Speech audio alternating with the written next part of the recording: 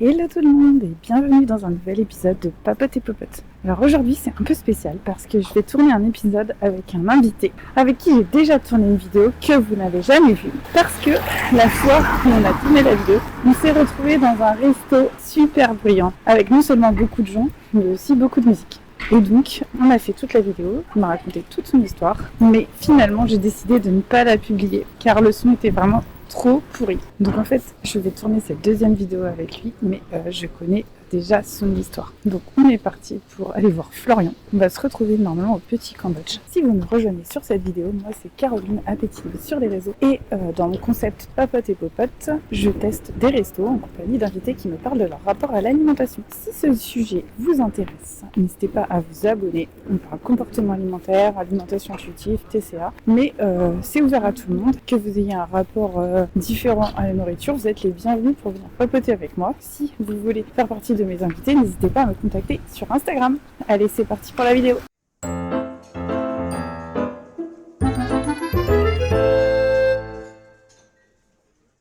Et donc, je suis devant le Petit Cambodge avec Florian.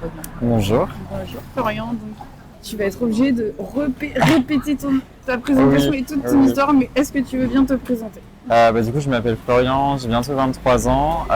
Je souffre d'anorexie mentale depuis maintenant 7 ans. Donc, je viens aujourd'hui parler de mon rapport à l'histoire avec la maladie et mon rapport avec l'alimentation en tant qu'homme aussi. Ouais, ça manque. Oui.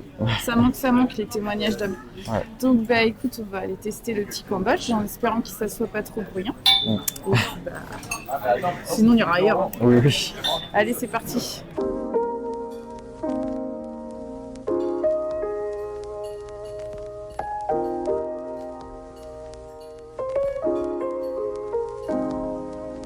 Alors Florian, du coup, pourquoi tu as choisi Petit Cambodge ? J'ai choisi ce restaurant déjà par la facilité, le fait que ce soit un service continu et que du coup ce soit plus facile pour nous. Et aussi parce que c'était un endroit dont j'avais beaucoup entendu parler par le passé. Étant donné que j'aime bien la nourriture asiatique et en particulier la nourriture cambodgienne, je sais qu'ils font de très bons boboon ici. Je sais que le quartier est sympa. C'est Cambodge ou Vietnam ? C'est les deux, je pense, les deux. Après, ça s'appelle le Petit Cambodge. Je crois que boboon, c'est un truc vietnamien. C'est un truc vietnamien. Puis le quartier est sympa, moi j'aime beaucoup ce quartier, donc voilà. Quand on avait fait la première vidéo, ouais, c'était dans la même rue, quoi. On était dans la même rue. Princesse Café, ouais, on était un peu plus haut dans la rue, donc voilà. C'était une cuisine totalement différente. Oui, c'était brunch. Ouais. Et comment tu te définis en tant que mangeur ? Du coup, je vais utiliser le même terme que j'avais utilisé la dernière fois, je dirais mangeur verrouillé. Parce que avec mes troubles alimentaires, j'ai l'impression de m'être verrouillé en fait dans mon alimentation, de m'être mis beaucoup de blocages, beaucoup de limites, beaucoup de barrières, et que là j'essaie de me déverrouiller en ce moment, mais que c'est très compliqué parce que ces verrouillages ont bien été ancrés en moi et c'est compliqué de déverrouiller tout ça, de déverrouiller toutes ces pensées et toutes ces habitudes alimentaires que j'ai et que je n'ai fait que alimenter au fil de ces années de troubles alimentaires. Donc, voilà. Pour commencer ton histoire, tu peux dire un peu comment ça se passait quand tu étais enfant, donc avant d'avoir des TCA. Avant d'avoir des troubles. Comment comment tu mangeais ? Je pense que j'étais relativement un enfant qui avait un rapport plutôt apaisé à son alimentation. Mes parents, eux, nous ont toujours fait manger tout de tout. Alors moi tout de suite, j'ai toujours perçu chez mon père un discours assez jugeant sur le corps des autres, un discours assez grossophobe. Moi je me souviens particulièrement, on avait des voisins qui étaient une famille qui était grosse, toute la famille était en grosse quoi. Ouais.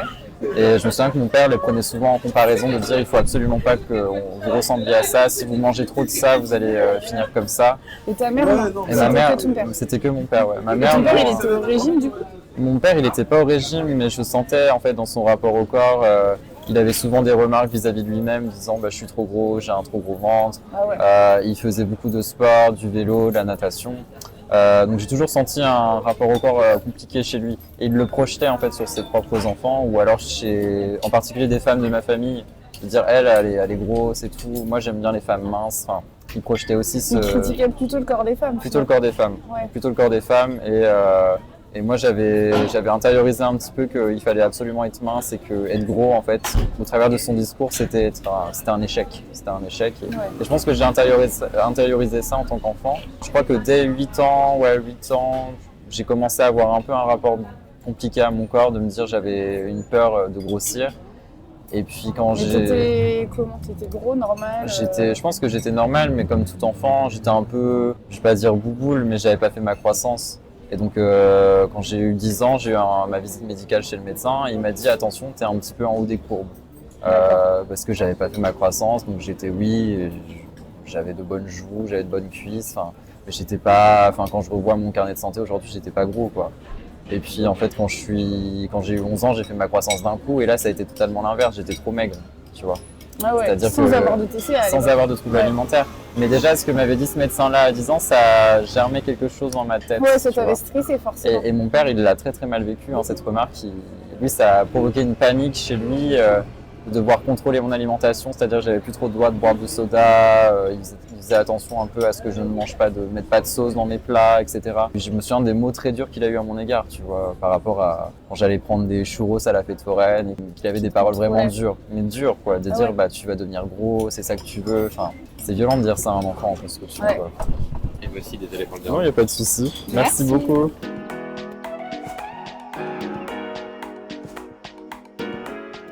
J'aime bien parce qu'il y a vraiment plein de saveurs. Pour le coup, ouais. Puis je pense qu'on est dans le bon endroit si tu veux vraiment manger des trucs. Tu vois. Et c'est pas trop épicé non plus, ça va. Je trouve que c'est. Pour quelqu'un de très sensible comme moi, je trouve que ça va, tu vois. Bon appétit. Merci, toi aussi. Donc, le rapport au corps dès l'enfance. Je me souviens d'un ami quand j'étais en CM2 auquel je me comparais beaucoup parce que je le trouvais hyper athlétique, il était bon en classe en plus, donc c'était un peu le modèle pour moi. Et je me souviens qu'à ce moment-là, j'ai commencé le matin, je faisais quelques abdos, un truc dans l'esprit d'un enfant de qu'est-ce que je pourrais faire pour avoir un corps un peu plus... Je faisais des abdos dans ma chambre, je me souviens. Tu voulais pas forcément perdre du poids, tu voulais être plus dessiné. Je voulais être mieux dessiné, et être plus affiné, tu vois, parce que je me trouvais vraiment pas beau.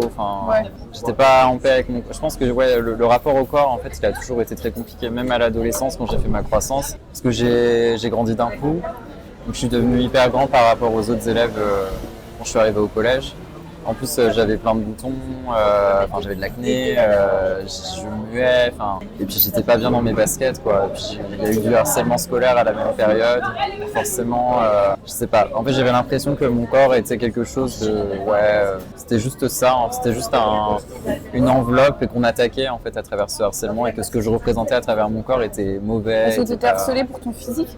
Non, pas pour mon physique, mais on me trouvait coincé en fait dans mon attitude, on disait que j'étais coincé. Coincé du cul, tout ça. Donc, voilà, on me trouvait pas drôle.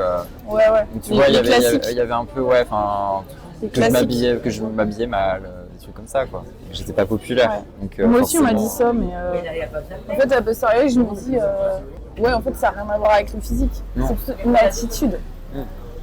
Et quelqu'un d'anxieux qui a peur du regard des autres, forcément, il est coincé. Parce qu'il stresse en permanence. C'est ça, mais on m'a aussi dit que j'étais moche. Ça, on me l'a dit plusieurs fois. Mais frontalement, tu vois, t'es moche. Donc en fait, non, on m'a jamais dit t'es moche, tu vois. On me disait tout le temps t'es un télo.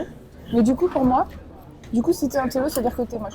Je faisais un raccourci. Tu faisais un rapprochement de un télo, c'est l'intello qu'on a dans l'imagerie collective. Mais en fait, c'est fou le nombre de raccourcis que tu fais entre un adjectif et le moche. Et le corps. Et puis... C'est par exemple, quand on me dit t'es gros, on te dit pas t'es moche. Non, on te dit t'es moche. Tu l'interprètes comme t'es moche. Moi, quand on me disait t'es une intello, tu vois, je faisais un raccourci.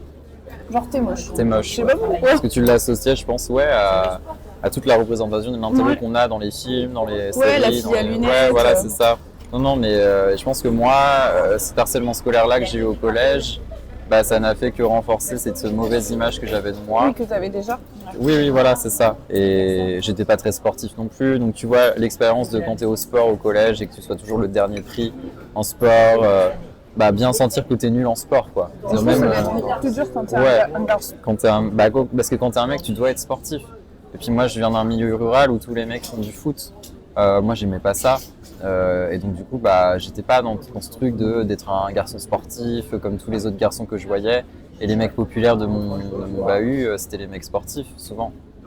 Qui faisaient partie d'une équipe de foot ou d'une équipe de basket. Moi en fait je me disais si t'es pas populaire c'est peut-être à cause de ça en fait, c'est parce que t'es pas bien, t'es pas beau, t'attires pas les filles. Parce qu'à ce moment-là j'avais pas conscience de mon orientation sexuelle, tu vois, moi je pensais que j'étais hétéro, donc je me disais forcément il faut que ton corps soit attirant, il faut que tu incarnes quelque chose qui plaise, tu vois. Et donc ça, quand je suis arrivé au lycée, c'est vraiment devenu un enjeu. Mais les critères sont-ils vraiment différents Oui, quand t'es homo? oui, je trouve. Ouais. Ah ouais? Ouais, les critères, enfin, Parce que quand je vois les mecs, tu vois, quand tu vois dans les magazines gays, oui. c'est toujours des mecs hyper musclés, qui correspondent aux critères qui Oui, peuvent plaire aux femmes. oui, mais c'est hyper normé quand même, tu Oui, vois. c'est hyper Je veux dire, normé, c'est donc je hyper- trouve pas que les critères soient fondamentalement différents. Non, ils sont plus, je pense que Ils sont peut-être même encore pires. ouais, mais je pense que oui, c'est ça en fait. Dans C'est ça, le dans la truc. différence, c'est je pense que nous, les hommes gays, on est plus soumis à ces dictates en fait, C'est ça? et à des standards de beauté hyper normés, c'est-à-dire être mince, être sculpté, être sec, tu vois.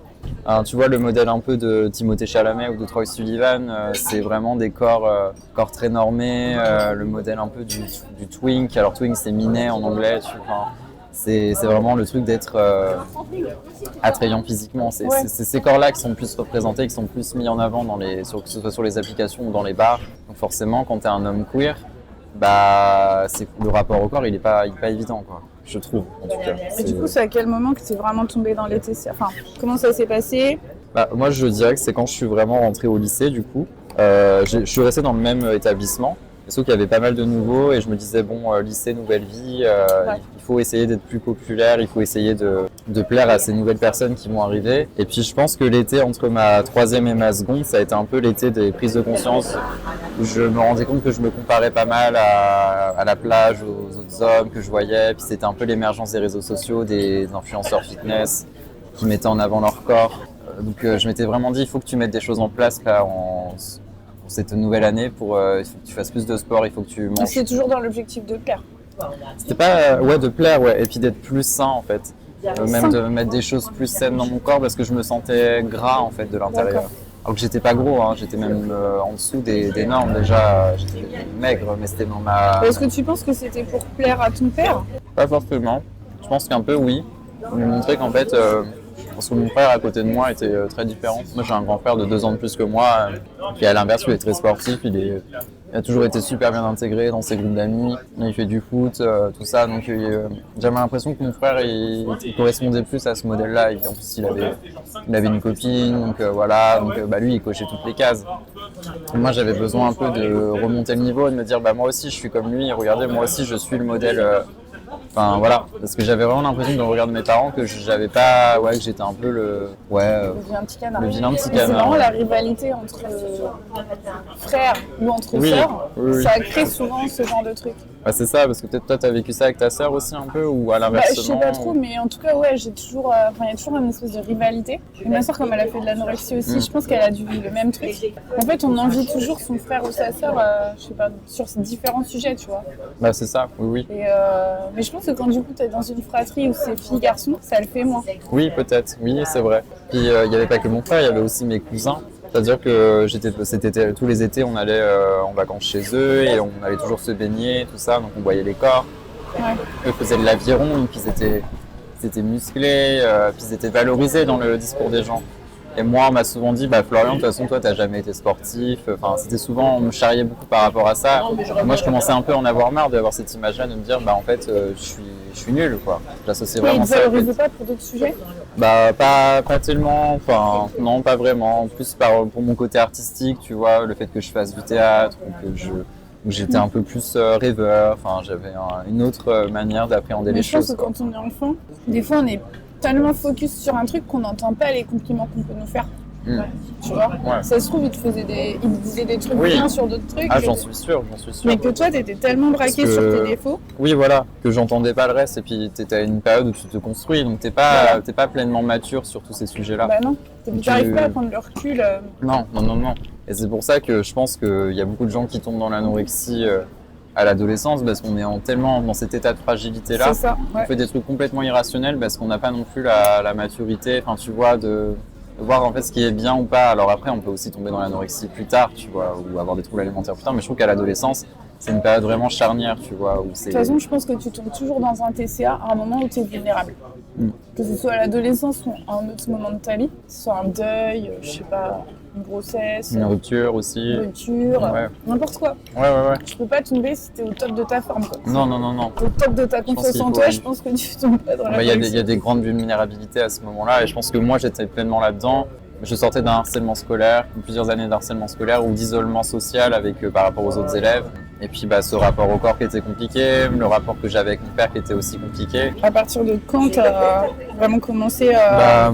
Dès que je suis rentré en seconde, en fait, à ce moment-là, j'ai commencé à aller beaucoup plus au sport. Déjà, je faisais de la natation, donc j'ai intensifié mes séances. Ça a été très progressif. Hein. Je veux dire, j'ai pas, alimentairement parlant, j'ai pas eu c'est-à-dire que je mangeais toujours aux yeux des gens normalement. C'est juste que je mangeais plus forcément tout le temps le matin, où je faisais peut-être un peu plus attention. Puis je pense qu'à cet âge-là, T'avais un objectif en tête ou pas forcément? je voulais prendre de la masse.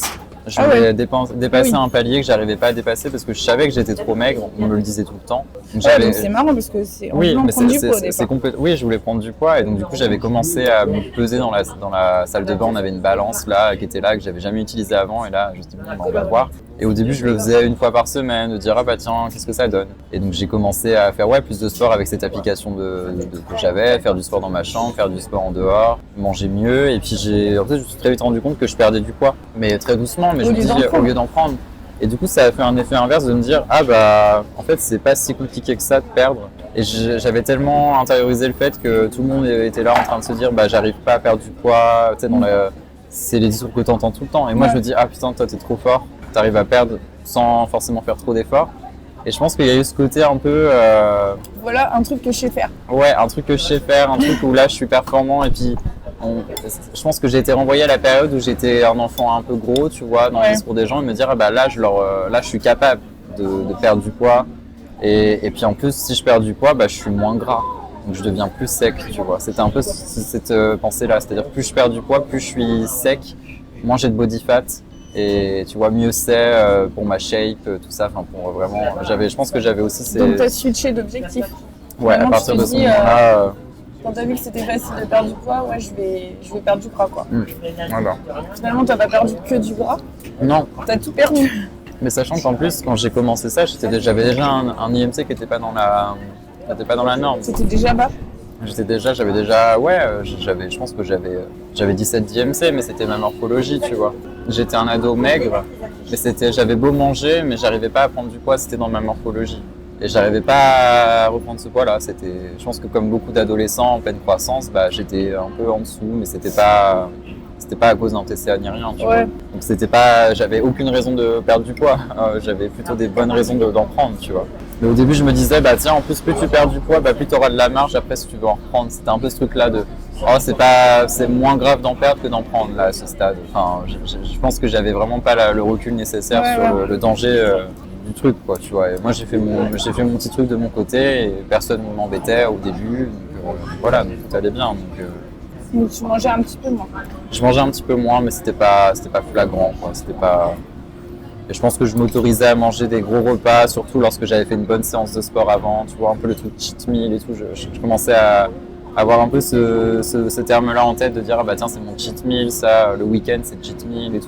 Et les infos pour perdre du poids, t'as été les chercher quelque part? Non, au début pas forcément. Enfin, non, je crois pas. Je crois pas que je les avais cherchés quelque part. J'avais juste, c'était surtout du contenu fitness que je regardais. Donc à ce moment-là, c'était surtout Thibaut InShape que je regardais. Ou alors il y avait certaines influenceuses aussi que je pouvais regarder. Je crois qu'il y avait Lucille Woodward. Je sais pas si tu vois. Les trucs un peu classiques, mais qui étaient populaires. T'avais quand même des infos, quoi. Ouais, j'avais un peu d'infos, ouais. Mais autrement pas tant que ça. Et j'ai découvert les calories à ce moment-là. J'ai découvert que des aliments avaient une valeur énergétique. Et là, je me suis dit waouh, c'est génial. Je vais pouvoir aussi. Au début, c'était une vraie découverte. Pour moi, j'étais waouh, cet aliment a tant de calories. Et c'est devenu un peu un réflexe de commencer à calculer les aliments, calculer les calories des aliments, tout ça, et à voir quel aliment était plus calorique que d'autres. Donc à éliminer certains types d'aliments. Ça a commencé vraiment comme ça, et jusqu'à Noël. Et à Noël, en fait, j'avais déjà perdu peut-être 4 kilos. Mes parents m'ont offert un t-shirt et ils m'ont demandé de l'essayer. Et moi, spontanément, je l'ai essayé devant eux, donc je me suis mis torse nu devant eux. Et je crois que ma mère a été assez frappée de mon état de maigreur. Ça n'était pas rendu compte. Ouais, et voilà. Et alors que pendant tout ce temps-là, j'allais à la piscine avec mon père et lui ne se rendait compte de rien finalement. Enfin, il me voyait torse nu pendant tout ce temps-là. Mais lui, il était plutôt là de me dire c'est bien, tu fais du sport, etc. Il Et quand il a vu la réaction de ma mère, il a changé un peu de discours, tu vois. Donc c'est ça que j'ai toujours trouvé ça un peu bizarre, le fait qu'il n'ait pas vu lui, mais que ma mère ait plus été attentive à ça. Enfin, je crois que ma mère a eu une très bonne réaction à ce moment-là. Elle a directement pris rendez-vous chez le médecin donc on a eu un rendez-vous en février, donc c'était 2 mois après. Donc moi, entre-temps, j'ai continué un peu ma routine et lorsque je suis arrivé à ce rendez-vous chez le médecin, lui directement m'a examiné et a diagnostiqué une anorexie mentale. Ouais, comme ça. Comme ça. Mes parents sont tombés de haut, moi j'y croyais pas du tout. Parce que être un jeune homme anorexique, pour moi, Ça n'existait pas. j'avais aucune représentation de l'anorexie avant ça, quoi, tu vois. Enfin, pour moi, c'était une maladie de femme, c'était une maladie de mannequin, c'était une maladie de femme qui se faisait vomir. Ouais. Ça n'existait pas chez les hommes, quoi. Et donc le médecin, à partir de ce moment-là, m'a dit écoute, je vais t'interdire de faire du sport. Ouais. Je te donne un rendez-vous fin mai, donc 3 mois après. Et d'ici fin mai, il faut que tu aies regagné ton poids, le poids que tu aies perdu. Donc t'avais perdu combien? J'avais perdu 5 kilos, mais étant donné que je partais d'un IMC qui n'était pas haut déjà, tu vois, donc c'était pas... Voilà, je devais être là à 15 d'IMC, tu vois, à ce moment-là. Et je pense que pour mon médecin, c'est un médecin de campagne, il avait été tellement peu confronté à des cas d'anorexie, et encore moins des cas d'anorexie d'hommes, que je pense pas qu'il avait pris la mesure du truc. Enfin, il se dit, bon, c'est peut-être une mauvaise passe, si je lui dis, il va reprendre... Pour quelqu'un de normal qui aurait perdu 5 kilos en quelques mois, c'est facile de les reprendre en 3 mois, mais quand tu souffres d'anorexie et que tu n'es pas du tout accompagné, Non, c'est limite impossible. c'est ça. 5 kilos en 3 mois pour quelqu'un qui n'est pas accompagné, c'est énorme. Mais l'autre truc aussi qui a été très, je trouve, a été peut-être, je vais pas dire maladroit mais le fait que le médecin m'interdise du sport, c'est à partir de ce moment-là où ça a vraiment dérapé, parce que je dis mince, j'ai pas d'autre, moi le sport c'était mon moyen d'éliminer les calories, quoi. Là je me dis si on fait une dispense de sport, si mes parents du coup maintenant vont me contrôler par rapport au sport, comment je vais faire? Donc tu as décidé de manger moins. Là, de manger beaucoup moins à ce moment-là. Alors je continuais à réussir à faire du sport en cachette, etc. Voilà. Même, mais tu avais une menace? Si tu prends pas les 5 kilos, tu es hospitalisé? Non, il n'y avait aucune menace à ce stade. Donc moi j'étais très... ça allait quoi. Tu mesurais pas Je mesurais pas le danger. Et donc du coup, à partir de ce moment-là, c'était un peu la bataille avec mes parents en fait, moi je négociais à chaque fois pour aller faire du sport, donc des fois ils cédaient, etc. Mais d'un autre côté, je commençais, ma perte de poids n'était plus aussi rapide qu'au début, donc du coup il a fallu que je me restreigne beaucoup plus. Donc on va dire de février jusqu'à mai, ça a été la dégringolade en termes de poids, quoi. J'ai l'impression que cette maladie, elle est vraiment prise à la légère. Ouais. Parce que le fait que ton médecin il te donne 3 mois pour reprendre le poids que tu avais perdu, comme ça, sans t'orienter vers un psychologue, une diététicienne, un psychiatre, sans rien, sans filet en fait. Alors si du coup il m'a orienté... Mais il croyait au Père Noël, il ne mesurait pas la gravité en fait. Non, mais il m'a quand même orienté vers une psy. Il y avait un cabinet de psy à côté de son cabinet. Donc j'ai été voir une psy pendant cette période-là. Mais bon, elle m'aidait pas, quoi. Enfin, je veux dire, je pense pas que c'était la bonne personne et ça m'a pas, non, ça ne me faisait pas avancer. Enfin, moi, je me souviens que j'y allais, mais mes parents étaient un peu démunis, eux aussi, ils connaissaient rien à tout ça, quoi. Mon père était plus dans l'agressivité de me dire, Florian, t'es anorexique. Il me le répétait souvent, ça, t'es anorexique. Je pense que sa réaction face à la peur, c'était la violence, tu vois, que ce soit verbal. De montrer qu'il était inquiet, alors que ma mère était plus dans la douceur. Elle essayait de plus être dans la négociation avec moi, de dire ok, tu vas à la piscine là, mais à côté j'ai envie que tu manges un bon repas après. Enfin, tu vois, il y avait 2 manières de gérer les choses, que ce soit ma mère ou mon père. Et puis à ce moment-là, en plus, je suis parti en Allemagne en échange scolaire, alors que j'étais à un poids complètement catastrophique. Mais pour moi, tout allait bien, hein, donc j'ai réussi à faire en sorte que mes parents acceptent que je parte en Allemagne. Et pendant le voyage, une des profs que je n'avais pas cette année-là, mais que j'avais déjà eu avant, m'a dit « Mais Florian, tu es maigre, qu'est-ce qui t'arrive? Tu as perdu beaucoup de poids. » Et moi, spontanément, je lui ai dit « il s'avère que selon mon médecin, j'ai des problèmes d'anorexie. » Et du coup, pendant tout le voyage, j'ai été fliqué par ces profs. En plus, la famille allemande dans laquelle je suis allé était médecin. Enfin, les 2 parents étaient médecins. Eux aussi ont capté qu'il y avait un problème. Donc j'ai été aussi très contrôlé par eux sur l'alimentaire, tout ça. Et la mère de ma correspondante a fait un mail à ma mère pour lui dire en fait, votre fils là, il devrait aller voir un professionnel de santé parce que ça va pas. Enfin, tu vois, donc ça a vraiment pris une ampleur quand même. Ouais, ça n'a pas dû être facile. Non. Je suis retourné chez le médecin au retour de ce voyage parce que mes parents ont bien vu que en fait, ça n'avançait pas dans le bon sens. Et Donc, là, avant la date on était en avril, ouais. On était début avril, donc avant l'échéance de fin mai. Et en fait, là, ce moment-là, le médecin m'a dit, il y a une structure à Nantes, là, à côté de là où j'habitais, en fait, qui est spécialisée dans les troubles alimentaires. Donc, je vous adresse à ces structures-là. En fait, ce qui est particulier avec cet hôpital de jour-là, il faut envoyer une lettre de il faut écrire une lettre de motivation pour être pris en charge. Sauf que bon, je dirais, elle est où la motivation quand tu es dans le déni toi-même de ta maladie? Du coup, ma mère l'a un peu écrit avec moi, elle m'a accompagné, tout ça. Donc, je trouve ça ridicule cette approche. Tu vois. J'ai eu ce rendez-vous dans cette structure-là et là, vraiment, ma prise en charge TCA à proprement parler a vraiment commencé avec des professionnels. On m'a tout de suite dit qu'il fallait que je sois hospitalisé là au stade où j'en étais. Mais on est arrivé à une période où il y avait beaucoup de jours fériés, donc en fait mon hospitalisation dans le service spécialisé au CHU de Nantes pour les troubles alimentaires, qui devait être une semaine pour faire une hospitalisation bilan, elle a été retardée, on n'avait pas de nouvelles et donc moi je continuais à dégringoler. Je pense que ma mère à ce moment-là a vraiment vu que elle ne pouvait pas me laisser comme ça. Donc elle est retournée voir mon médecin qui lui est rentré en contact par le biais de l'hôpital de jour avec le service d'endocrinologie. Parce qu'en fait, j'avais plus un IMC qui était dans la norme pour être pris en charge dans un service de psychiatrie. Il fallait que je passe par un service de médecine avant. Donc du coup, j'ai été adressé dans un service d'endocrinologie où je suis resté 1 mois avec une sonde une sonde nasogastrique et une perfusion. Ah ouais. Parce que en fait, et j'ai eu beaucoup de complications pendant cette hospitalisation parce que j'ai aussi un syndrome de renutrition inapproprié. Parce qu'en fait, on me mettait des plateaux standards normaux, plus la sonde qu'on a augmenté au fur et à mesure. Et en fait, moi, c'est au niveau du foie. Le foie, je pense qu'il a mal géré la réalimentation. Et en fait, le sang avait coagulé partout dans mon corps.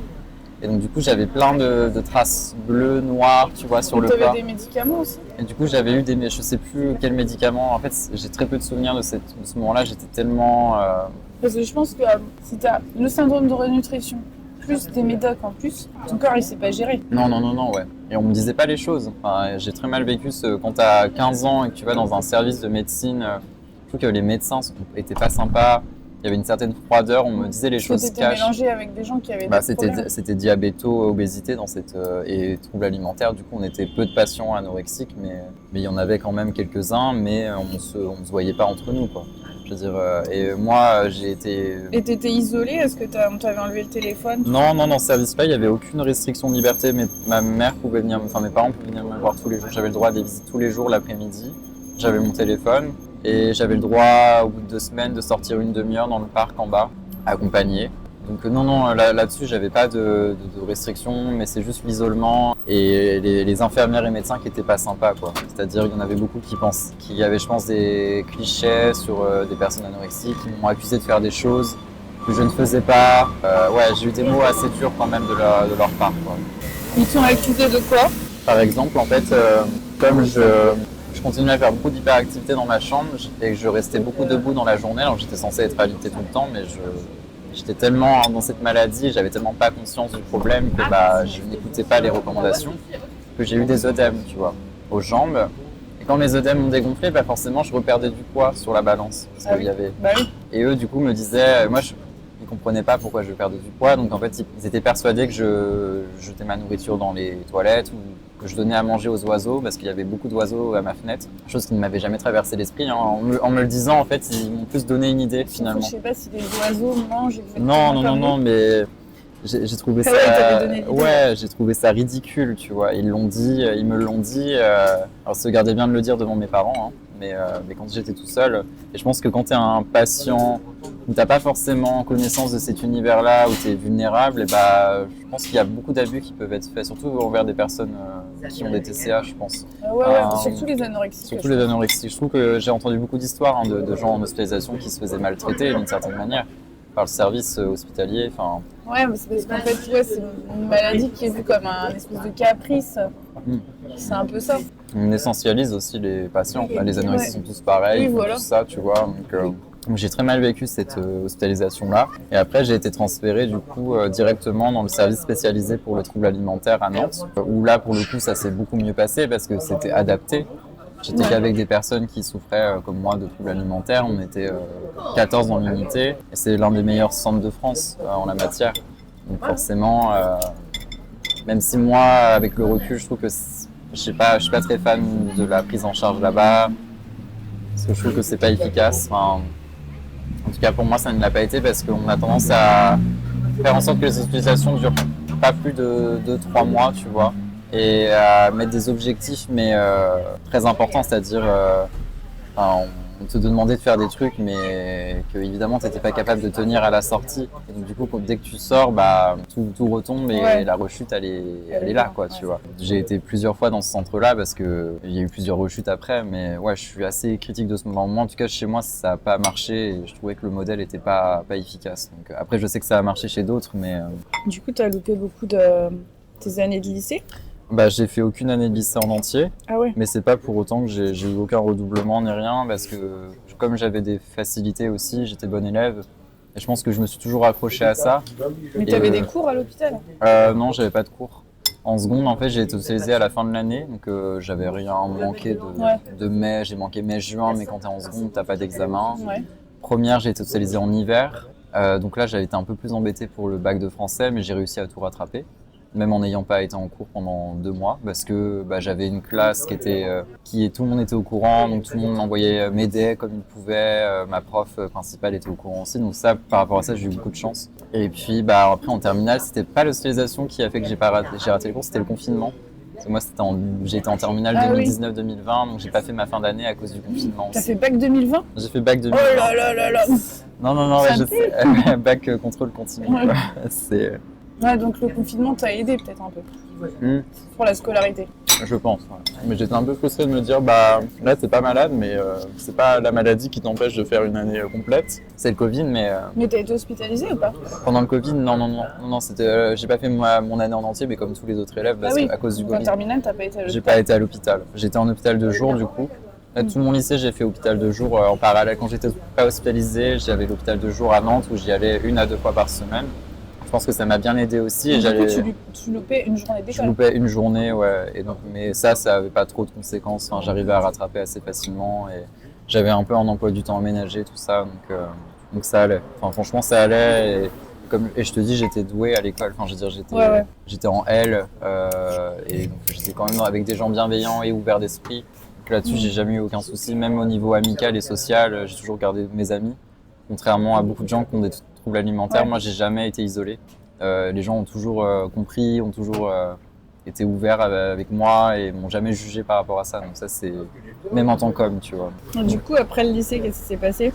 En fait, moi quand je fais l'analyse un peu de mon histoire, j'ai l'impression d'avoir fait plusieurs formes d'anorexie. Enfin c'est bizarre. C'est que ça dure depuis 7 ans et j'ai l'impression que l'anorexie du début, elle est plus du tout la même.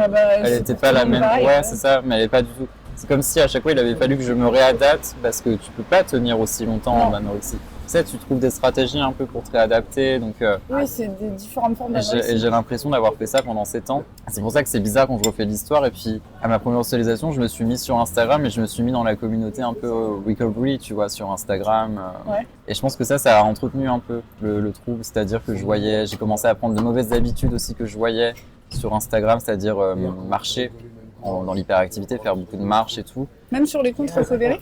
C'était, je pense pas des comptes recovery du coup, mais tu vois, j'avais pas conscience forcément je faisais peut-être pas la distinction entre ce qui était bien ou pas. Ouais. Ou même, tu vois, ou des pratiques étaient banalisées, tu vois, de trucs, des gens qui partageaient leur assiette, donc moi je me comparais, surtout que c'était souvent des filles, donc on n'avait peut-être pas les mêmes besoins, je sais pas. Donc je pense que je m'étais beaucoup fié à ça et je me comparais beaucoup à l'histoire des autres aussi, à me dire ils ont eu tant d'hospitalisation, ils sont tombés à tant de poids, est-ce que moi j'ai été assez loin dans une compétition un peu malsaine. Et je sais pas ce qu'il en est aujourd'hui avec toutes ces communautés-là, ça a peut-être changé dans le bon sens, j'en sais rien. Mais je pense que ça ne m'a pas aidé à ce moment-là, tu vois, d'être sur les réseaux sociaux. Et même pendant le confinement en fait. Dans le confinement, j'ai certes regagné du poids, regagné un IMC santé, mais le minimum syndical, mais en continuant à calculer toutes mes calories. C'est-à-dire que je mangeais beaucoup plus, mais tout était calculé, et en faisant du sport tous les jours. Ouais, c'est Donc, c'était l'évolution c'était- classique du monde. Mais là, en fait, personne ne voyait le problème puisque physiquement ça allait. Ouais, ça se voyait pas. Alimentairement, je mangeais globalement comme tout le monde. Donc après, on m'a laissé partir faire mes études. Je suis parti faire mes études à Lille, donc loin de chez mes parents. Donc là, j'étais tranquille, j'ai arrêté tous mes soins. Et je pense que ouais, pendant 2 ans, en fait, j'ai continué ce mode Mais de toi, t'étais vie-là. encore dans le déni à ce moment-là? J'étais pas dans le déni, mais je pensais que j'étais guéri alors que j'étais en quasi-guérison. En fait. Ouais. Il y avait rien de, je pense pas, j'avais pas un mode de vie sain, tu vois. Oui. Tout était calculé, tout était contrôlé. Sain au sens sans l'anorexie. Sans l'anorexie, tu vois. Le fait de se lever à 5 heures le matin pour faire son sport et puis ensuite aller en cours. J'étais complètement épuisé, mais mais physiquement ça allait. Physiquement ça ne se voyait pas que j'étais mince, j'étais très mince. Et ça se voyait pas que j'étais. Physiquement, ça allait pas. Extérieurement, Extérieurement, ça allait. Oui, non, mais ça physiquement, ça n'allait pas, tu vois. Parce qu'au-delà de ça, moi, je fais de l'ostéoporose. C'est des trucs qu'on voit pas de l'extérieur, tu vois, l'ostéoporose. T'as eu le J'ai fait 3 ostéodensitométries, j'en ai fait une tous les 2 ans, en fait. La dernière date de 2022. Il faudrait que j'en refasse une, mais je pense pas que ça se soit amélioré, étant donné qu'il y a eu une rechute après 2022. Donc, Ouais. Mais oui, et ça, c'est pas des trucs que tu vois de Ouais, l'extérieur. comme quoi, même les hommes, ils sont aussi. Parce que chez les femmes, c'est lié à la perte du cycle menstruel. Bah oui, oui. Mais du Mais, coup, vous, ça doit être lié pareil, je sais pas, à la perte en des fait, hormones. ouais, moi ce qu'on m'a dit, c'est que vous avez le corps d'une femme ménopausée de 60 ans. C'est violent, quand C'est même. violent quand t'as genre 20 ans, qu'on te dit ça, t'es là, bon, c'est C'est pas. un petit peu un manque de psychologie. Oui, ou- mais je te dis, hein, le monde médical est pas très. Enfin, Des fois, en fait, ils veulent faire des électrochocs, mais. oui, mais je sais qu'en plus, toi, t'es médecin aussi, donc je dis pas ça pour toi directement. Moi, je risque mais- pas de dire ça puisque j'ai Non, bah pas oui. de passion. Voilà. Mais je veux dire, les médecins, je trouve qu'il y a, même dans les formations, je sais pas comment ça se passe, mais je trouve qu'il y a un manque d'humanité. Mm. Moi, je l'ai tellement vécu, mais que ce soit de la part de psychiatres ou de chefs de service, Ouais. aucune Bah, en fait, on a empathie. tellement on nous bourrine le crâne avec tellement de données. En fait, après, il n'y a plus le temps pour faire de la psychologie. Quoi. Non, et puis quand t'es jeune, quand t'es pas, même quand tu appartiens à une classe sociale qui est pas familière à des termes scientifiques, etc., ça peut être une violence Ouais. symbolique en fait, Bah de oui, te retrouver confronté à un médecin qui va avoir un discours méprisant, qui va pas prendre le temps d'écouter ton trouble, enfin ton mal-être. Quand tu souffres d'anorexie, j'ai l'impression qu'on te met dans une case directement. Alors je me compare pas à d'autres personnes qui vont être en obésité par exemple, et tous leurs problèmes vont être réduits à leur obésité, alors que je pense qu'on passe à côté de beaucoup de choses quand on les examine. Mais je trouve que ouais, quand t'es anorexique, on te met directement dans une case. Moi, j'ai longtemps eu du mal avec ça et avec l'équipe qui me suivait à Nantes, parce que j'avais l'impression qu'ils me connaissaient depuis des années et que du coup, ils avaient cette image de moi et une image qui n'était plus la même, quoi. Donc, avec le temps. Donc c'est pour ça que j'ai arrêté un peu mon suivi là-bas aussi et que j'ai voulu trouver autre chose, parce que il y avait beaucoup de choses qui avaient changé aussi chez moi et je voulais qu'on écoute aussi, qu'on me traite différemment dans l'approche, etc. Donc Donc, du coup, à Lille, tu as arrêté ton suivi. j'ai arrêté mon suivi, puis parallèlement à ça, c'est à ce moment-là où j'ai commencé à vraiment assumer pleinement mon orientation sexuelle, ma sexualité, puis à commencer à faire des rencontres, etc. Bah, toi, je trouve ça un peu fou en fait de t'en rendre compte alors que tu es dans l'anorexie. Parce que l'anorexie, ça a tendance à éteindre Oui. tu vois, toutes les sexualités. En fait, tu aurais pu, je sais pas. Des fois, quand tu es anorexique, tu peux croire que tu es asexuel. Oui, c'est vrai, ouais. Tu te dis, bah ouais, en fait, je suis asexuel. En fait, c'est l'anorexie qui te rend comme ça. Donc, c'est marrant que tu te sois rendu compte que. Je pense parce que physiquement, ça allait mieux. Ouais. Tu vois, ça m'a aidé aussi de prendre conscience que j'étais gay, parce que je pense qu'il y avait un lien avec l'anorexie et mon orientation, tu vois. Parce que je pense que je rejetais tellement cette part de moi que j'ai voulu effacer mon corps aussi d'une certaine manière, le rendre d'une certaine manière androgyne, asexuel, tu vois, à travers le fait d'être très maigre. Je pense qu'il y avait de ça. Et puis quand j'ai enfin pris conscience que parce que je suis tombé amoureux d'un garçon à la fin du lycée, donc là j'ai enfin accepté ça, mes parents ont toujours été très ouverts là-dessus. Donc je pense que ça m'a aidé, j'avais un poids qui me permettait d'avoir peut-être une libido un peu plus importante, tu vois.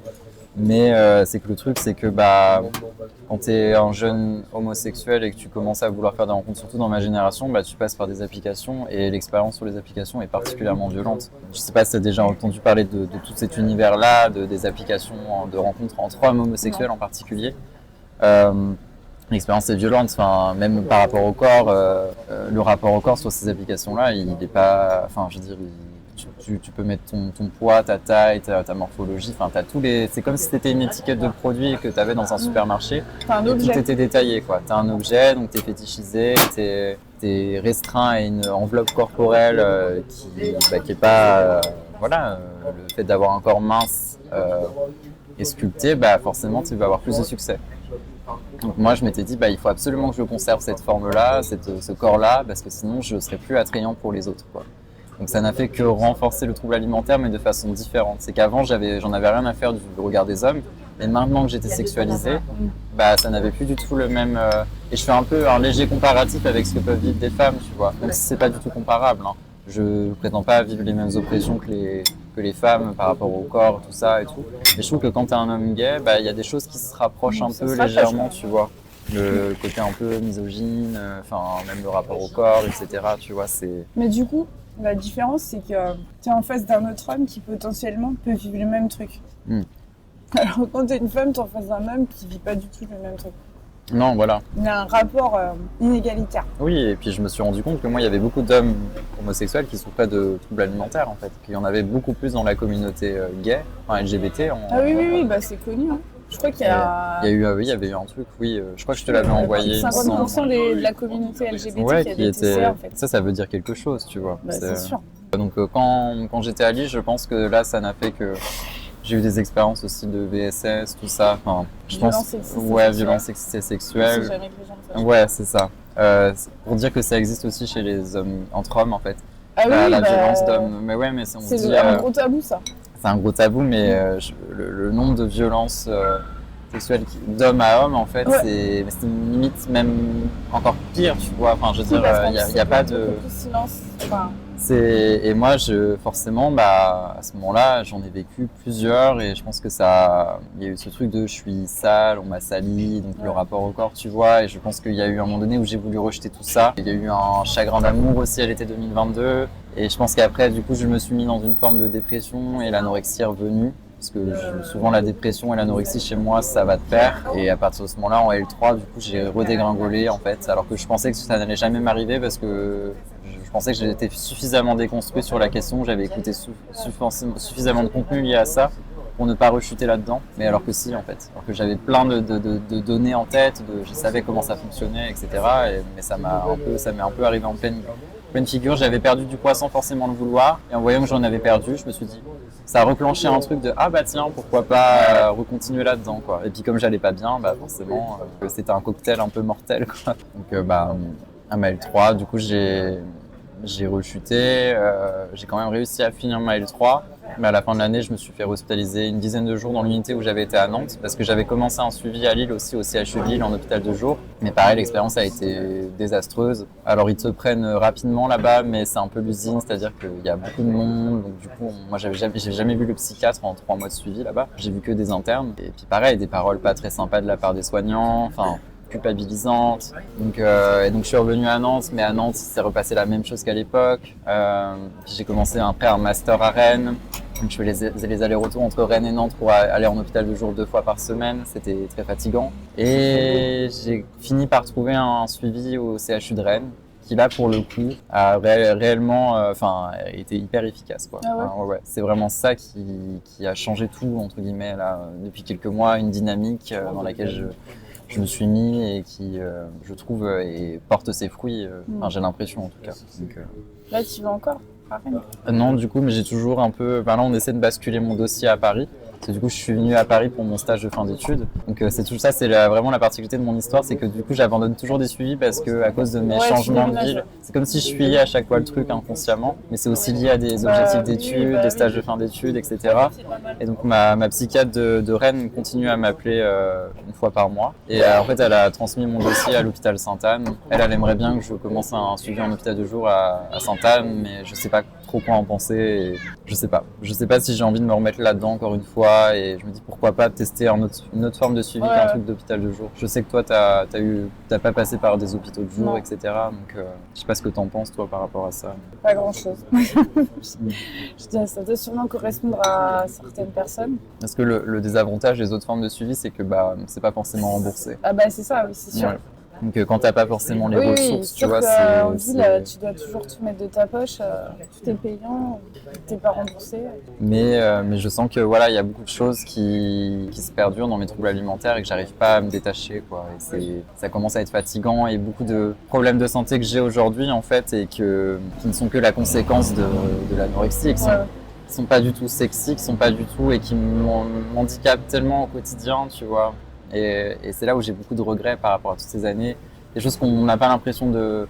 On romantise souvent les troubles alimentaires, etc. Mais la réalité, elle est Tu pas... t'es fait des fractures, toi? Je me suis jamais fait de fracture, mais du coup, c'est un peu une peur que j'ai. Bah ouais. Parce que je Tu continue. fais pas de course à pied, de trucs comme ça? Non, bah j'ai arrêté du coup. Ouais, quand t'as resté gros, Parce que c'est des fractures de fatigue ou des trucs comme En ça. fait, c'est pas vraiment des fractures de fatigue. C'est des fractures parce que t'as de l'ostéoporose. Non, pour l'instant, je n'en ai pas, mais j'ai peur d'en avoir un peu dans le... Ouais, faut que Plus tard. tu fasses des sports pas trop violents, quoi. Surtout que je suis toujours soumis à ces problèmes d'hyperactivité. Ça, je fais toujours du sport tous les jours, en fait. J'arrive pas à me sortir ça, de me dire que, en fait, c'est ok de pas faire du sport, c'est ok de pas avoir... je suis toujours très focus sur le fait d'avoir un ventre plat, d'avoir un corps sculpté, parce que c'est ça, avoir le corps d'un homme, tu vois, il y a ce truc-là. J'ai l'impression que, du coup, c'est plus facile de se détacher de ces normes-là quand on est... Enfin, le fait d'avoir un corps avec des abdos quand on est une femme que quand on est un homme. Enfin, c'est peut-être un truc que j'aime, mais moi, je suis très soumis à ça, de me dire, bah, tu dois reprendre du poids, mais tout en ayant un corps sculpté, tu vois. Ouais, disons que quand t'es une femme, il y a peut-être un truc qui est plus facile, c'est qu'avoir de la masse grasse, c'est plus accepté, c'est plus vital, on va dire. Parce que vous pouvez vous dire que biologiquement, vous pouvez avoir un faible taux de masse grasse. Nous, biologiquement, on peut pas, en fait. Non, parce que les femmes ont plus de... Mais bon, après, l'injonction ventre plat, elle y est quand même, tu vois. Oui, elle est là. Non. Et là-dessus, encore une fois, je veux pas... Mais Mais c'est pas évident, parce que même quand je regarde autour disons de qu'un homme moi... qui a du gras, il peut que s'en prendre à lui-même en disant « je suis trop gras ». Je peux avoir 10% de body fat sans problème. Une femme à 10% de body fat, c'est mort, elle est morte. Elle est pas morte, mais elle est pas bien, quoi. Non, elle est pas... Non, c'est sûr. Mais je comprends pas, en fait, pourquoi je n'arrive pas à dépasser ces pensées-là, tu vois, et à pas réussir à me dire, bah non, c'est ok de ne pas faire de sport là, tu vois. J'ai jamais réussi à lâcher le sport, tu vois. Ça fait depuis le premier confinement en 2020 que j'ai cette routine-là de faire du sport quasiment tous les jours. Et je suis fatigué, quoi. Je suis fatigué et tout. Bah oui, et je sens que je vais pas tenir éternellement comme ça. Surtout que, là, j'ai une activité intellectuelle au quotidien, dans mon stage, etc. Et ça prend aussi beaucoup d'énergie, quoi. Ouais, je pense qu'on attend d'arrêter le sport sans être dans l'inconfort. Sauf qu'en fait, bah non. Faut arrêter le sport et supporter l'inconfort. C'est ça T'avais arrêté complètement, toi? Alors moi, j'ai été obligée parce que c'était le confinement. Oui, ouais, donc comme t'allais dans des trucs à l'extérieur. Ouais, et comme les piscines étaient fermées, tout était fermé, qu'on ne pouvait pas vraiment sortir. Alors je faisais un peu de sport à la maison, mais ce qui s'est passé, c'est que je me suis fait une fracture de fatigue en faisant des Sissimua et compagnie, là. Ah oui, t'as fait les lives. Non, j'ai pas fait les lives, j'ai fait des trucs similaires, quoi. Ouais. Et du coup, là, je me suis dit, ouais, en fait, c'est un signe. C'est un signe, t'as le confinement, tu te fais une fracture de fatigue. Ouais, t'as pris ça comme un signe. Enfin, dans la première semaine, tu te dis, bah, faut que tu fasses un truc. Enfin, j'ai arrêté le sport intensif. Après, je faisais je faisais un peu des haltères ou du gainage. Je faisais plus du cardio à c'est gogo, ça, là. ouais. Mais je trouve que ce qui est compliqué, c'est que le sport est tellement mis en avant sur les réseaux sociaux et j'ai même l'impression que même les personnes qui se sont sorties des TCA, maintenant, ils font vraiment beaucoup de sport. Ouais. Et maintenant, après le confinement, j'ai arrêté après, j'ai arrêté totalement parce que je voulais vraiment retrouver mes règles. Et du coup, là, j'ai arrêté totalement. Et puis après, je me suis rendu compte que au début, c'était dur. Puis après, je me suis rendu compte que c'était tellement une charge mentale en moins que j'ai trouvé ça trop génial et que j'ai dit, ouais, en fait, plus jamais. Et du coup, après, tu sais, quand t'as envie vraiment de reprendre du sport, de dire, ouais, faudrait peut-être reprendre, en fait. En fait, maintenant, de toute façon, ça me ferait trop, en fait. Parce qu'avec 2 enfants, un travail... Oui, t'as aussi cette charge-là. En fait, ça me ferait trop. Je me dis, peut-être quand elles seront ados et que j'aurai du temps libre à rien faire, ouais, pourquoi pas. Mais actuellement, en fait, j'ai pas le temps. Ça pourrait, hein. Bien sûr, on peut toujours, comme disent les influenceurs, on trouve toujours bien le sûr, temps, on trouve toujours. Sûr, ouais. Mais au prix de quelle charge mentale? Au prix de quel inconfort mental horrible qui te prend toute la tête? Non. Enfin, je veux dire, la santé mentale, c'est quand même important. Et je trouve qu'ils sont bien gentils de dire oui, vous pouvez toujours trouver. Alors des fois, franchement, je pense qu'il y a pour certaines personnes, c'est impossible. Toi, tu travailles de nuit, tu as des enfants. En fait, la journée, tu dors et puis quand tu te réveilles, il faut que tu ailles chercher tes enfants à l'école. Bah c'est ça, ouais. Donc laisse-moi te dire que là, c'est impossible. Et en plus de ça, tu as des gens, ils n'ont pas les moyens de payer des nounous. Non, c'est ça. Donc, C'est un discours qui est... D'ailleurs, je vais pas te dire, mais la plupart des influenceurs, fitness et autres, ils n'ont pas d'enfants. Non, Regarde, c'est vrai. Thibaut InShape. Il n'y a que Lucille Woodward, Sissi Muir, Justine Galis, Juju Ficad. J'en connais pas qui ont des enfants. Ouais, c'est vrai que... Donc ils se permettent de c'est donner simple, des conseils à la population générale et quand même des gens qui ont des enfants, il y en a plein. C'est un discours qui est hyper validiste et classiste en fait. Enfin, En fait, ils sont dans l'entre-soi. Oui, C'est ce que j'appelle, ils sont dans l'entre-soi. entre-soi, ouais, un Ils entre-soi. se rendent pas compte. Et même quand tu es parisien, des fois, tu peux avoir cette tendance à être dans l'entre-soi. Parce que tu es dans ce truc, bah oui, enfin, tu vois, tu fais tes courses, tu regardes pas forcément les prix. Ouais, et en fait, tu es déconnecté. Oui, c'est une forme de déconnexion. Hein. C'est on va dire l'élite sportive un peu. Et on trouve ça maintenant vachement, enfin après c'est pas comparable non plus, mais là toute l'émergence des running clubs et tout, alors je trouve ça très bien comme initiative, mais du coup je vois que ça, enfin sur les réseaux sociaux, les gens qui font beaucoup de courses à pied. Oui, qui on parle que de ça, on pourrait aussi vois. parler, enfin je veux dire running club c'est très bien, mais il pourrait y avoir des clubs de théâtre qui feraient le même truc, genre ils vont faire un théâtre et puis ils font bah, c'est ça, un resto après. Un resto après. Enfin, ouais. Mais non, parce qu'il faut se dépenser pour, c'est un peu un truc, et je la vois, performance. J'ai un exemple assez édifiant, tu sais, moi je suis passionné de flan et la semaine dernière j'ai fait un flan tour. Donc le même principe qu'à Food Tour mais avec les flans, avec un groupe, un organisateur et tout. Et il posait plusieurs questions pendant le flan tour, tu vois, autour du flan, bah, est-ce que vous connaissez l'histoire du flan, enfin, est-ce que vous savez quelle célébrité aime le flan? Il y a eu la dernière question, je me suis dit putain, combien de calories y a-t-il dans une part de flan? Et du coup moi j'étais là, bah moi je sais mais... Du coup, moi, en fait, moi j'aurais dit, on peut pas savoir, ça dépend de la taille de la part et ça dépend de la composition j'avais de envie ton de dire flan. ça, mais je veux dire, je vais pas faire chier. Donc là, vous dites des banalités qui ne veulent rien dire. Et là, il était tout fier de dire, mais voilà, je sais que c'était pas malveillant de C'est sa part, le que dessert c'était le moins calorique. Et tout le monde était là un peu en mode, ah, bah, c'est super, on n'a pas mangé beaucoup de calories aujourd'hui, alors, enfin... Moi j'étais là, est-ce qu'on a besoin de savoir ça, enfin franchement quoi. Et c'est là où je me dis, mais même des gens... c'est important quoi, qu'ils le posent en question. Dans une société qui serait pas obsédée par ça, oui, pourquoi pas.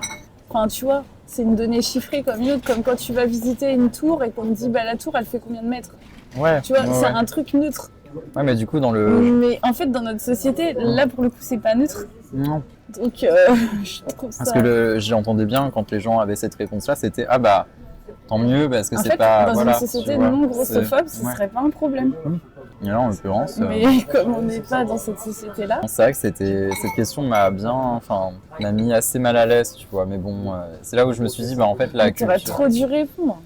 Bah ouais, mais tu sais, quand t'es en groupe et tout... Il y avait combien de personnes? On était 18. Donc on était quand même beaucoup et je pense que quand j'ai regardé autour de moi, personne n'avait l'air de remettre en question ça. J'étais le seul à être un peu... Mais en fait, tu vois, le rapport à l'alimentation, ça met mal à l'aise tout le monde. Bah ouais. Autant les gens sont super enjoués de parler de l'alimentation, autant tout le monde adore parler de bouffe, parler de calories, tout le monde adore. Mais dès que tu dois parler de ce qui se passe émotionnellement quand tu manges, et là, il n'y a plus personne. Il n'y a plus personne. Il n'y a plus personne. Hein. C'est comme si, je sais pas, ça les confrontait à des trucs beaucoup plus... Parce que moi, des gens, par exemple, des restaurants qui me suivent, qui me parlent, et qui me disent que c'est bien, nanana. Du coup, après, je leur disais, oui, si vous voulez, vous pouvez venir aussi parler de vous. Ouais. Ah non, là, il n'y a plus personne. Ouais, non, je peux pas, non. Enfin, il y a toujours des trucs. Alors que pour moi, c'est fondamental. Et même depuis que je suis dans un environnement de travail, je me rends compte à quel point les gens parlent de nourriture, mais tout le temps. Enfin, tout le temps, ouais. Même moi, mon tuteur de stage, qui reste un homme qui a 30 ans, mais qui arrête pas de me dire, oh là là, c'est bientôt les vacances, il faut que je fasse attention, enfin l'été arrive et tout. Donc, parce que moi, j'emmène toujours ma gamelle le midi, et puis les fois où je l'emmène pas, parce que lui, il l'emmène jamais en l'occurrence, on va généralement manger dehors, dans un resto et tout. Comme il me demande à chaque fois si j'ai ma gamelle et que je lui dis oui, il me fait, ah bah c'est très bien, finalement c'est mieux parce que du coup je vais pouvoir aller acheter ma salade, c'est plus sain, etc. Tu vois, donc il va toujours acheter la même salade Sodebo avec sa pomme. Il me regarde en me disant bah voilà, oui, parce que quand même, alors qu'il est pas du tout gros en plus, puis même s'il l'était, et je trouve, je dis mais c'est... Et même ma collègue dans mon autre bureau qui, pareil, arrête pas de me dire quand moi je vais prendre un Twix au goûter, ah bah moi je préfère prendre une pomme quand même, c'est plus simple. Alors elle sait que tu as des troubles alimentaires? Ouais. En Alors plus- même qu'elle sait ça. Ouais, c'est ça. Franchement, ça me Et, quand, sidère. et elle m'a dit aussi, je lui ai dit que j'avais des troubles alimentaires, en l'occurrence quel type de troubles alimentaires j'avais. Et elle m'a dit, ah ouais, c'est super, moi j'ai besoin de conseils justement pour perdre du poids et tout. J'étais là, elle était vraiment en train de demander à un anorexique de te donner des tips pour perdre du poids. Enfin, j'ai rien dit, tu vois, parce que hiérarchiquement elle est au-dessus de moi, mais je dis, mais c'est maladroit. Enfin, Après, je suis sûre que tout ce que tu vas lui dire, elle les connaît. Hein. ouais, C'est ouais, juste qu'il faut la rigidité de l'appliquer H24, 365 jours par an et de ne pas y déroger. Quoi. ouais, mais c'est des discours que j'entends tellement là au quotidien, je me dis, mais on n'est pas sorti de l'auberge, quoi. Et même des hommes, même des hommes. Moi, le nombre d'hommes que j'ai rencontrés, alors, à commencer par mon père, mais qui ont un rapport au corps, ou même je fréquentais quelqu'un qui se pesait tous les matins et qui me disait, en fonction du poids sur la balance, si c'est au-dessus ou si c'est de moins, ça va un peu définir comment je vais manger dans la journée, tu vois. Ça me fait penser à Michel Simès, Ah oui, qui oui. soi-disant, il a pas de TCA le mec. Sauf que un jour, il a fait une vidéo où il a dit que il se pesait tous les jours ou tous les 2 jours, Oui. qu'il surveillait ça de près. Donc tu te dis waouh. Alors après, si c'est leur équilibre et si ça leur convient, qui sommes-nous pour leur voilà. Oui, Mais t'as raison. mais ça peut-être traduit quelque chose de beaucoup En fait, plus. le truc, c'est que maintenant, on peut pas. Si Oui. ça leur convient, Ouais. en fait, tu peux pas demander aux gens de changer quand la norme de la société, c'est ça, en fait. Ouais, c'est ça. C'est la norme, en C'est fait. la C'est norme. ça le truc. Et le problème, c'est que cette norme, elle crée des TCA. C'est ça. C'est par rapport à la jonction sur le corps. Quand on est un homme, c'est vrai que c'est pas comparable à celui d'une femme. Je pense que c'est plus facile de se sortir d'un trouble alimentaire quand on est un homme sur le plan sociétal, parce qu'on est beaucoup moins soumis à ces injonctions patriarcales autour du corps. Voilà, c'est beaucoup plus acceptable d'être un homme et d'avoir des kilos en trop, entre guillemets, tu vois, que d'être une femme.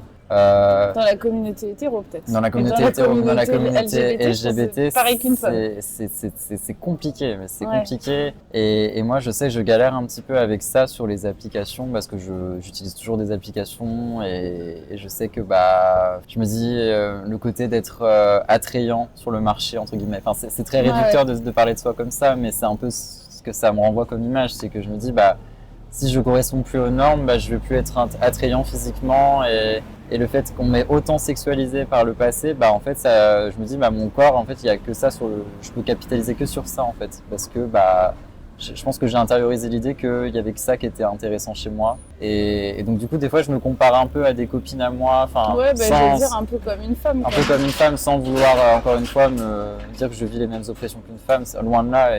Et là, ce que je trouve qui a changé depuis quelques mois, c'est que je m'intéresse vachement, par exemple, je t'en avais parlé la dernière fois, mais au drag, au drag queen.